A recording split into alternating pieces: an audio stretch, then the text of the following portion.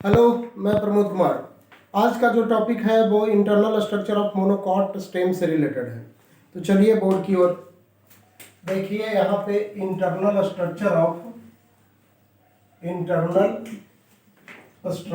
Of monocot stem. पिछले video में आपने देख चुका था internal structure of dicot stem को। अभी मैं बता रहा हूँ internal structure of monocot stem. तो आप देख सकते हो कि मोनोकॉट स्टेम है, इसके रूट को मैंने बना दिया फाइब्रस रूट के रूप में, ऊपर में स्टेम को बना दिया है ना, स्टेम से लीफ को लगा दिया। तो देखो ये स्टेम का सेक्शन काट करके देखेंगे। यहाँ पे इसका ट्रांसवर्स सेक्शन काट करके देखेंगे। तो पहले ट्रांसवर्स सेक्शन में जितना पार्ट बन रहा है, मतलब होल पार्ट को एक साथ देखेंगे। जैसे आप देख सकते हो इस तरह से मैंने, चलो इस साइड बनाता हूँ, इस तरह से एक फिगर बना दिया ये होल स्टेम का ट्रांसवर्स सेक्शन के रूप में। तो देखोगे बाहर में क्या प्रेजेंट होगा, तो एपिडर्मिस प्रेजेंट होगा। एपिडर्मिस, इस एपिडर्मिस पे स्टोमाटा भी प्रेजेंट होंगे। इस तरह से देखो स्टोमाटा को भी दिखा दिया। अब इसके साथ साथ देखोगे तो इसके ऊपर में क्यूटिकल का लेयर भी प्रेजेंट होता है। इस तरह से डॉट डॉट मैं दे रहा हूँ जो एपिडर्मिस के जस्ट ऊपर में किसको दर्शा रहा हूँ, क्यूटिकल के लेयर को। एक इसका लेयर हो गया, क्यूटिकल का लेयर हो गया, ये स्टोमाटा हो गया। Okay, stomata. अब ध्यान देना है कि इसके नीचे एपिडर्मिस के नीचे भी एक लेयर प्रेजेंट होगा। तो इस लेयर को हम हाइपोडर्मिस के नाम से जानेंगे। मतलब कोर्टेक्स का, जैसे डाइकोट स्टेम में देखे थे कोर्टेक्स का आउटरमोस्ट लेयर होता है वो हाइपोडर्मिस कहलाता है। तो यहाँ भी हाइपोडर्मिस प्रेजेंट होगा। ये रेड कलर से जो दिखाया है वो किसके लिए, हाइपोडर्मिस के लिए। ओके, अब हाइपोडर्मिस के नीचे चलोगे तो इसमें अनडिफरेंशिएशन मिलती है। कहने का मतलब कि यहाँ पे जितना भी सेल्स होगा सब एक जैसा होगा, सभी पैरेनकाइमेटस ही होंगे। तो इसको ग्राउंड टिश्यू डायरेक्ट बोला जाता है। इसमें फर्दर डिफरेंशिएशन नहीं करते हैं कोर्टेक्स के रूप में, इंडोडर्मिस के रूप में, पेरिसाइकिल के रूप में, पीथ के रूप में। बट इस रीजन में वास्कुलर बंडल बहुत सारे प्रेजेंट होंगे। देखो इस तरह से वास्कुलर बंडल का इसमें अरेंजमेंट देखोगे तो इसका वास्कुलर बंडल का अरेंजमेंट भी कुछ नया कंडीशन को रिप्रेजेंट करेगा, उसको आपको ध्यान में रखना पड़ेगा। ये जितना मैंने फिगर बनाया है वो सभी वास्कुलर बंडल ही हैं। जो बाहर में जो वास्कुलर बंडल बनाया मैंने वो स्मॉल साइज का बनाया है और डेंसली अरेंज है। जैसे जैसे अंदर की ओर जाओगे तो सेंटर की ओर, अंदर की ओर का मतलब सेंटर की ओर, वैसे वैसे वास्कुलर बंडल का साइज बढ़ता चला जाता है, बड़ा होता चला जाता है। सेंटर में तो वास्कुलर बंडल सबसे बड़े साइज के हो जाते हैं और रेयरली अरेंज होते हैं, बहुत कम संख्या में हो गया ना, इसलिए रेयरली अरेंज कहेंगे। ये कैसा हो गया, small size vascular bundle, small size vascular bundle. ठीक है, ये डेंसली अरेंज्ड है, डेंसली अरेंज्ड है। लेकिन ये डेंसली अरेंज्ड है वो कहाँ पे प्रेजेंट है, पेरीफेरी पे प्रेजेंट है। ये पेरीफेरी पे प्रेजेंट है। लेकिन जो सेंटर में प्रेजेंट है ये central large size vascular bundle हो गया, लार्ज साइज वास्कुलर बंडल। ये रेयरली अरेंज्ड है, रेयरली अरेंज्ड है। ओके, और इसके साथ साथ कहाँ प्रेजेंट है, तो सेंटर में प्रेजेंट होता है। इस बात को ध्यान में रखोगे। जितना भी वास्कुलर बंडल यहाँ होगा उसमें conjoint collateral and close type का होगा। कहने का मतलब कि एक ही बंडल में जाइलम फ्लोएम तो प्रेजेंट होगा, एक ही रेडियस पे भी होगा, लेकिन जाइलम फ्लोएम के बीच में कोई कैम्बियम का प्रेजेंस नहीं होगा, मेरिस्टेमेटिक टिश्यू का प्रेजेंस नहीं होगा। ये ध्यान में रखना पड़ेगा। तो ऐसे वास्कुलर बंडल को क्या कह लेते हैं हम, ऐसे वास्कुलर बंडल को conjoint collateral and close type के नाम से जानते हैं। Conjoint collateral and close type का वास्कुलर बंडल कहते हैं। तो ये वास्कुलर बंडल मतलब स्कैटर्ड फॉर्म में है, किसके अंदर, ग्राउंड टिश्यू के अंदर। ये पार्ट किसका हो गया, तो ग्राउंड टिश्यू का पार्ट हो गया, ग्राउंड टिश्यू। ठीक है, ग्राउंड टिश्यू इसको क्यों कहा था, क्योंकि इस रीजन में डिफरेंशिएशन नहीं मिल रहा है कोर्टेक्स का, या तो इंडोडर्मिस का, पेरिसाइकिल का, या पीथ का। एक मतलब कि जितना टिश्यू इस रीजन में होंगे ग्राउंड टिश्यू में सभी एक जैसे होंगे। तो सभी एक जैसे होंगे इसलिए डायरेक्ट इसको ग्राउंड टिश्यू मान लिया गया है। अब इसको देखो ध्यान से। अब यहाँ पे जो ये पार्ट है इसका मैंने सेक्शन काट लिया, जिसमें कि देखो स्टोमाटा भी है, क्यूटिकल भी है, एपिडर्मिस भी है, हाइपोडर्मिस भी है और एक वास्कुलर बंडल को भी दिखा दिया। और इस सेक्शन को मैं डिटेल करूंगा, इधर इस सेक्शन का क्या करूंगा, डिटेल्स करूंगा। तो डिटेल सेक्शन में देखोगे तो आपको आउटर लेयर के रूप में तो प्रेजेंट होगा कौन सा, तो एपिडर्मिस ही प्रेजेंट होगा। ये आउटर लेयर में देख रहे हो सिंगल लेयर का बना हुआ एपिडर्मिस ही होगा। ये जो सिंगल लेयर एपिडर्मिस होते हैं वो इन जनरल पैरेन्काइमेटस ही होते हैं। जैसे सभी में पढ़ चुके हो कि ये एपिडर्मिस का पार्ट है और एपिडर्मिस किस टिश्यू का बना रहता है, तो पेरिसाइकिल का बना होता है, सिंगल लेयर्ड होता है। ये सिंगल लेयर हो गया और इसके साथ साथ पैरेन्काइमेटस भी होगा, पैरेन्काइमेटस होगा।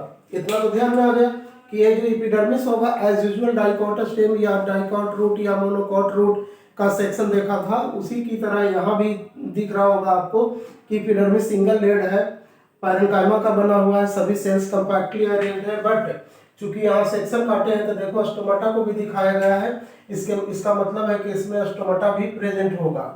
यहाँ पे स्टोमाटा को भी दिखाएंगे, बट इसके ऊपर में क्यूटिकल का लेयर भी प्रेजेंट होगा। एक क्यूटिकल लेयर हो गया और इसके साथ साथ ये स्टोमाटा का प्रेजेंस भी मिलेगा। ये सभी एपिडर्मिस पे ही मिलेगा।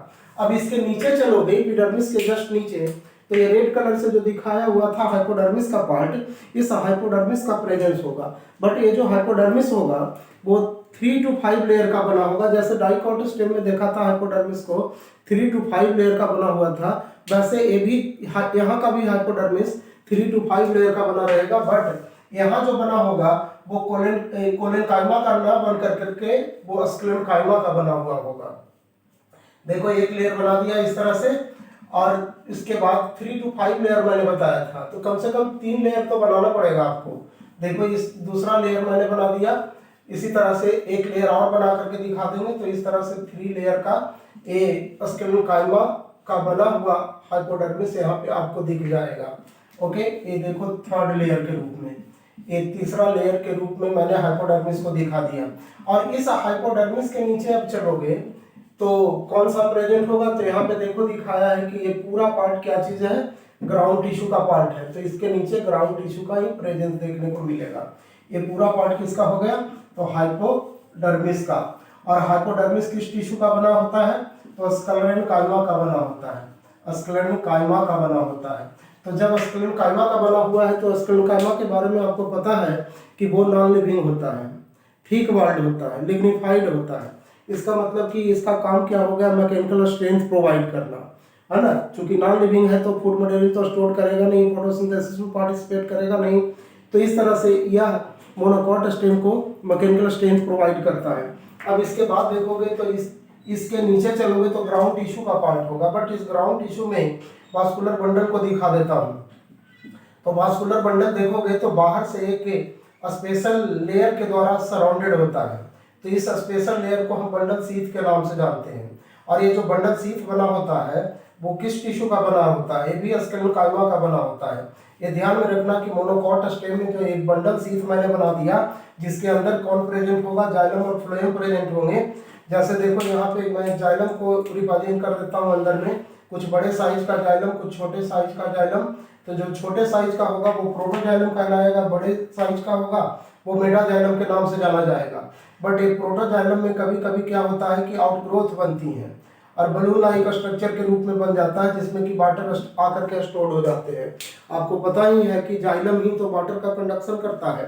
तो जो प्रोटोजाइलम होते हैं जो इनिशियल टाइम में बनते हैं तो थोड़े से इनके सेल वॉल कमजोर होंगे, मेम्ब्रेन कमजोर होंगे, जिसके कारण क्या होता है कि प्रोटोजाइलम में कुछ आउटग्रोथ सा या बलून लाइक स्ट्रक्चर बन जाती है, जो बीच बीच में प्रेजेंट फ्लोएम सेल्स हैं उसको सेपरेट कर देता है। मतलब कि जैसे जैसे बनता जाएगा फ्लोएम सेल एक दूसरे से दूर होता जाएगा। तो सेपरेशन से जो सेल्स, मतलब कि सेपरेशन से जो कैविटी बन रही है, सेल्स के सेपरेशन से जो कैविटी बन रही है उसको हम साइटोजीनस कैविटी के नाम से जानते हैं। ये कैविटी कैसा कैविटी हो गया, साइटोजीनस कैविटी, क्योंकि ये कैविटी बना है सेल्स के सेपरेशन से। ऐसा नहीं कि इस रीजन में सेल्स का डेथ हो गया है। यदि इस रीजन में सेल्स का डेथ होने से कैविटी बनता तो उसको लाइसोजीनस कैविटी बोलते हैं, लेकिन यहाँ सेपरेशन ऑफ सेल से बना है तो इस कैविटी का नाम क्या हो गया, साइटोजीनस कैविटी। बट चूंकि इसमें वाटर स्टोर्ड है इसलिए इसको हम वाटर लैकुना के नाम से भी जानेंगे, वाटर लैकुना। या चूंकि प्रोटोजाइलम में बना है इसलिए इसको हम प्रोटोजाइलम लैकुना भी बोल सकते हैं, प्रोटोजाइलम लैकुना के नाम से जानेंगे।